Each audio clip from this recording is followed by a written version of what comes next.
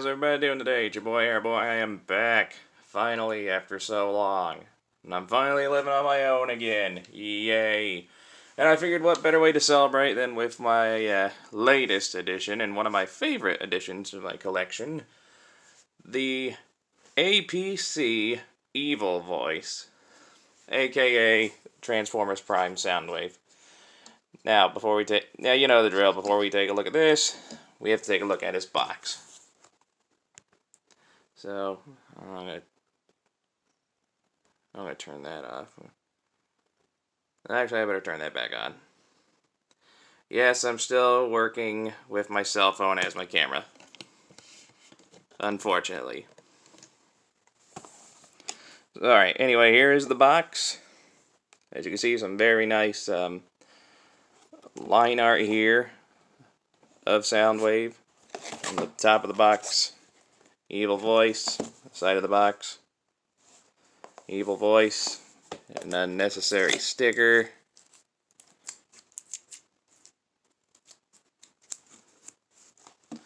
See, bottom of the box, some stuff in a language I cannot read. I think that's Chinese. It could be Japanese, I don't know. Let's see here, what was it? This side of the box, Soundwave. The back of the box, we have Soundwave. And I think we covered the whole box. Alright, moving on. Here we have APC Evil Voice, aka Soundwave, which is based off the original RID toy, which came out during Transformers Prime, with just some minor differences. The main differences being it is slightly bigger, has some better paint apps, and comes with a few things that the original did not. Anyway, in Transformers Prime, Soundwave turned into a surveillance military drone rather than a radio or a boombox. And honestly, I think it's very fitting for him. It looks like a decent modern version of Soundwave. In all honesty, the Transformers Prime version of Soundwave is probably my favorite version of Soundwave. Now, don't get me wrong, there's nothing wrong with G1 Soundwave, but this version, probably the best. A keynote here, those Decepticon logos were not there before. When you buy the figure, he does not come with them. These are stickers. Those two things there are stickers that I put on him, because this is a third-party figure, so he will not have Decepticon logos on him when you get him. Just so y'all know. Here's the underside. You can more or less see. I'm going to move the camera up.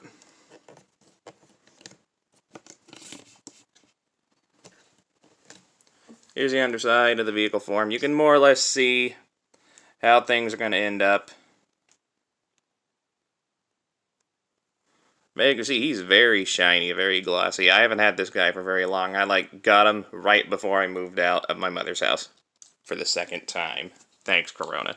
Anyway, let's get some size comparisons going, because I am eager to get into the robot mode. Here he is next to the Transformers Prime Air Vehicon. You can get a sense of how big he is compared to that.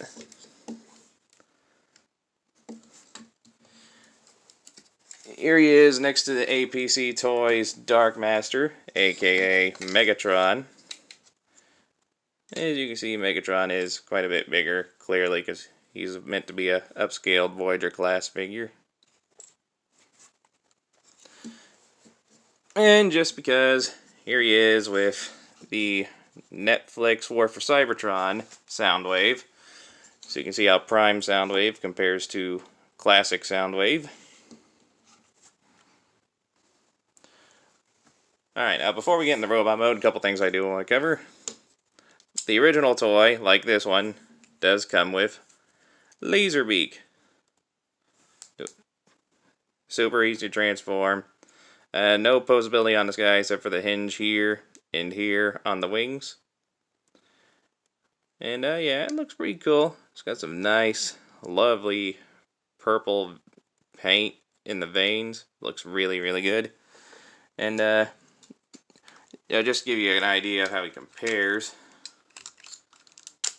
Let me get the G1 Soundwave here real quick. or not the G1 style Laserbeak.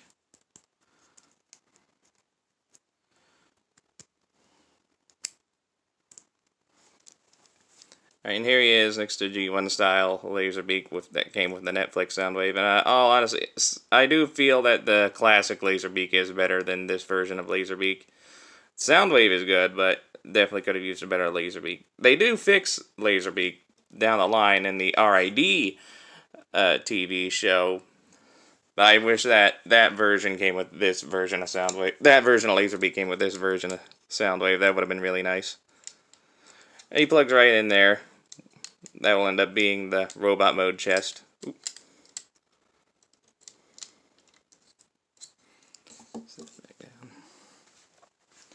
Okay. Now another thing about this version of Soundwave, he comes with a few things that the original RID figure did not come with. He comes with 4 of these little black pieces. They're just made of like a soft rubber.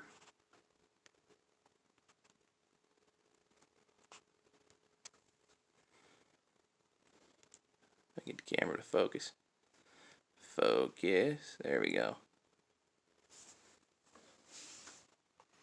He comes with 2 of these bendy wire tentacles. As you can see, I've already been messing with them. He comes with 2 of these little claw pieces.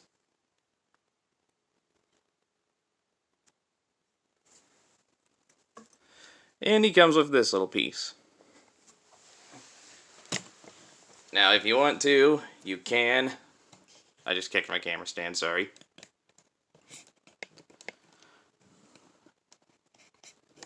Now, if you want to, you can totally store all this on the vehicle mode.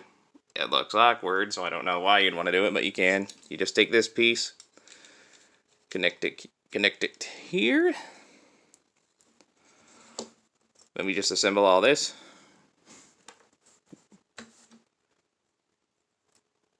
Plug that there.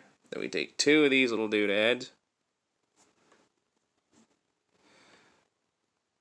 See, one comes with 3 little tentacles on the end, one comes with 2. You want 1 of each. I'm going to connect them here, like that. You'll hold them together as you plug them in here. You have a nice little press to make sure it gets in. Bend the wire the way you need it to. You're going to attach it there. Just repeat the process.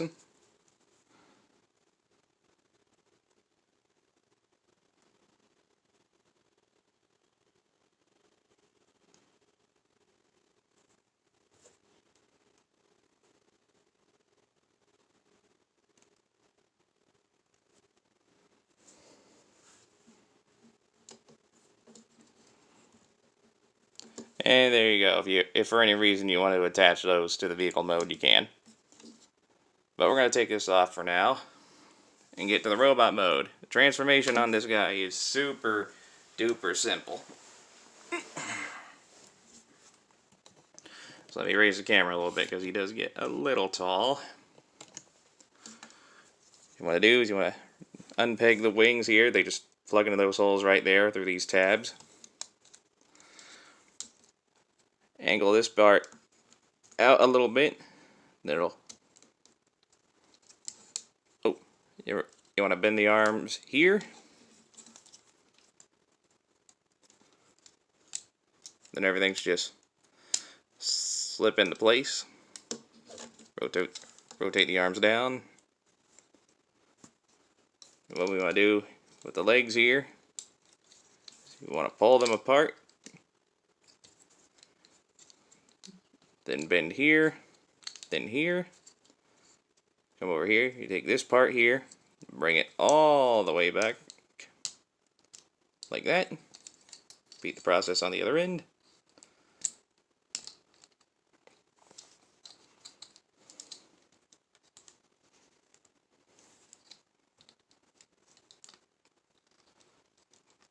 You take the toes and the heels, Angle them down. Same thing here.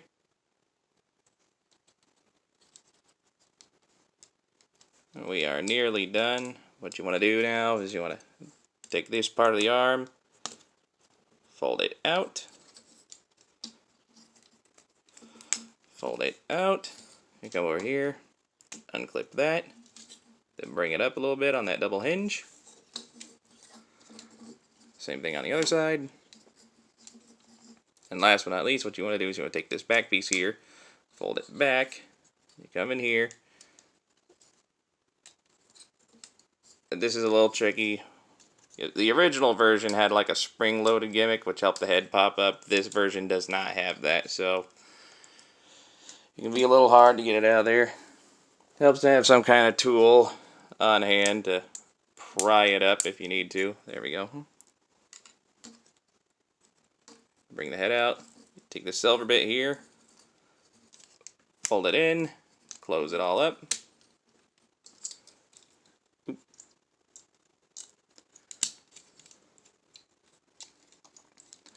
Just get this guy to stand up.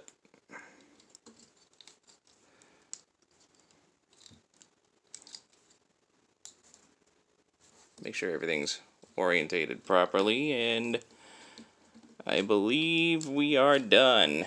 So here we have the APC toys, aka Transformers Prime Soundwave, in his robot mode. And honestly, it looks... Now, as far as like functionality goes and posability, it's exactly the same as the original. I don't have the original anymore. However, the main difference here is this version has much, aside from being slightly bigger, has much better paint apps, as we can see.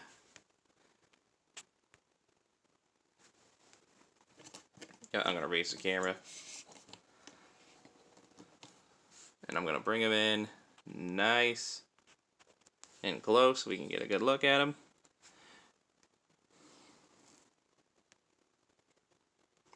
Now, as you can see, he's got some very nice glossy plastic. A lot of nice purple detail all throughout. I absolutely love the head sculpt. I love that purple visor. Like the little touches of purple and the darker shades of gray they added here, they really, really help in comparison to the original figure. I wish I had the original figure so I could do a comparison, because this guy visually just makes the other one pale in comparison. Take a look at it. And it's a pretty clean transformation. The only real issue is the legs. This bit here kind of a bit of an eyesore, but otherwise the vehicle mode pretty much conceals itself pretty well. This is pretty screen accurate to how Soundwave looked in the Transformers Prime TV show. And if you want, you can totally attach this to his robot mode. Same connection that you had in the vehicle form, just plug it into his butt. Then you can pose these tentacles however you wish. And that looks pretty cool. Let me get the camera to focus. Now, it's not the tightest connection, so it can be a little tricky to get specific poses. But with enough work, you can get something decent looking out of it. Alright, let's get into posability, shall we? The head can look up that far, you can look down about that far. Not a whole lot of good left to right.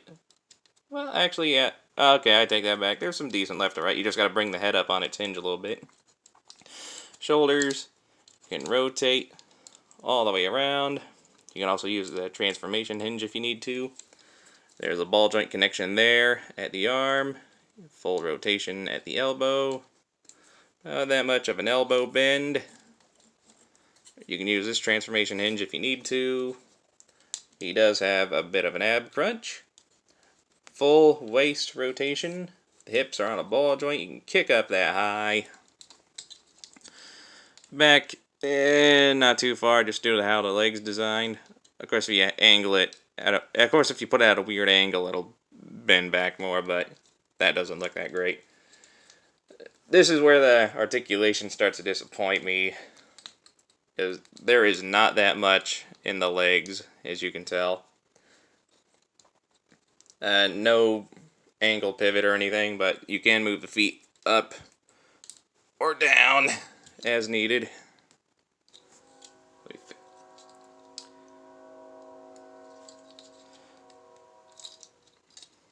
Hold on a second. There we go.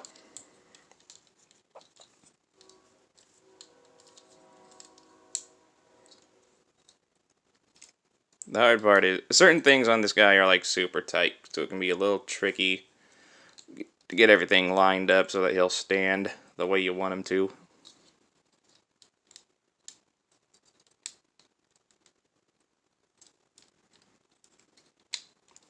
Let me just fix everything up here.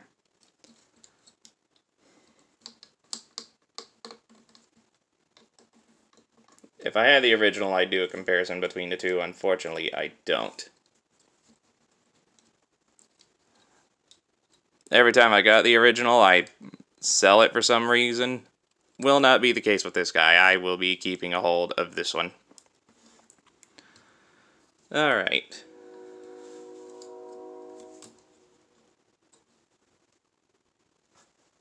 Now, robot mode comparisons. Here he is next to the Air Viacon. As you can see, he's just a hair taller than the Air Viacon. Sorry.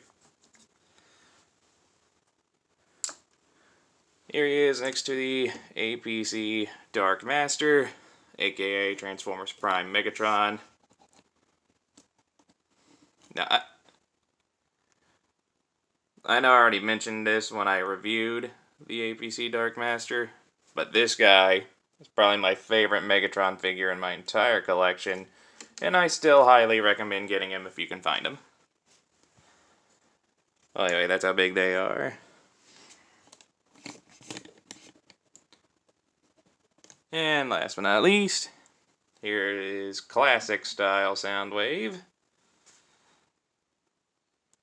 And as you can see, not a whole lot of similarities between the Prime Soundwave and the G1 style Soundwave. Except that the faces, supposedly the Decepticon logo is based off their faces. And you can kind of see it on both. More on him. So, yeah, this has been the APC Toys Evil Voice, aka the Transformers Prime Soundwave. Now, as he stands, he is currently about 5.5 inches, and at the time of release, he is about $45 to $50, roughly. Now, there are a couple places you can find this guy. I got mine on eBay from some guy in China. That's probably your best bet to find him for a decent price. Between $50 to $60, roughly, is probably the most I'd pay for him. But yeah, if you can find him, I would highly recommend picking him up. He is a really good figure. A very good update to a classic figure. I really wish I didn't get rid of, and now I don't have to worry about that ever again. I will be keeping hold of this guy for a good long while.